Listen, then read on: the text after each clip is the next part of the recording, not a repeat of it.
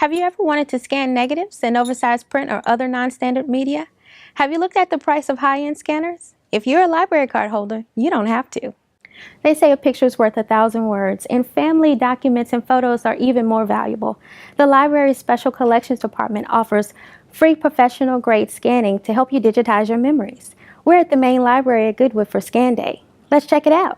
Essentially, patrons can come in, they can bring any type of memory that they have. If they have a photograph, if they have negatives, if they have color slides, a big piece of art, they can bring that in and we allow them use of our scanners. This is a free service available at the Baton Rouge Room Archive inside the main library at Goodwood. Library staff even provide one-on-one assistance to help you use the equipment.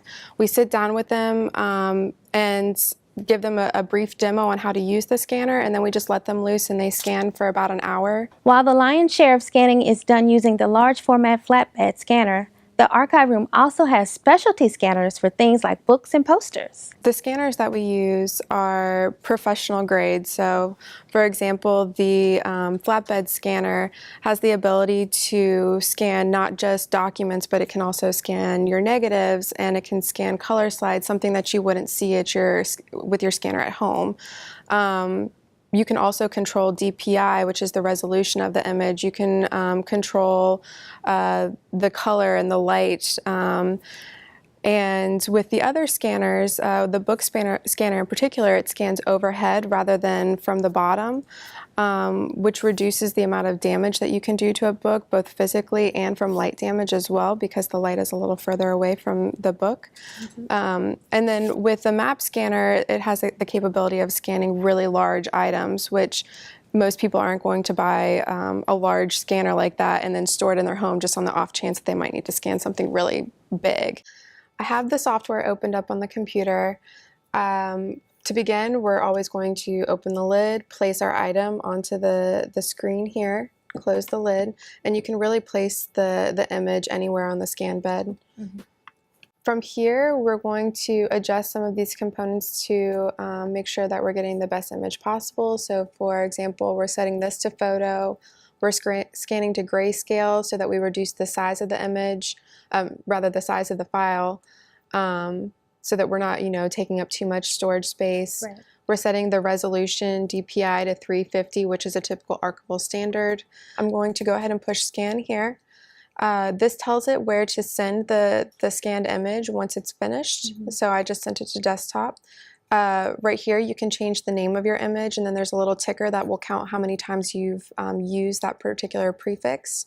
And then here is where you decide what file format you would like to use. So typically for an image that you're scanning for preservation purposes, we suggest or recommend rather that you scan to a TIFF, which is a preservation format. It doesn't compress, so it typically is a rather large image size, but in terms of preserving your data, TIFF is the best way to go. So we'll push OK. You go through all that, it's going to scan, and then whenever you're done, you pull the image off of the scanner. Scan days are typically held once a month. Find out when the next one is at www.ebrpl.com. Patrons can certainly use the scanner. We do ask that they try to make an appointment first.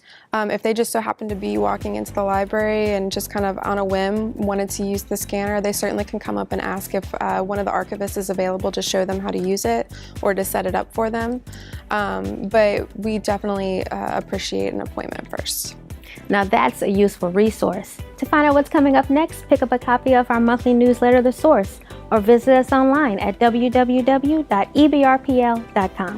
Thanks, Kayla. We've been opening up the use of our special scanners for a while now, though people really didn't get serious about it or see the value until after the Great Flood of 2016.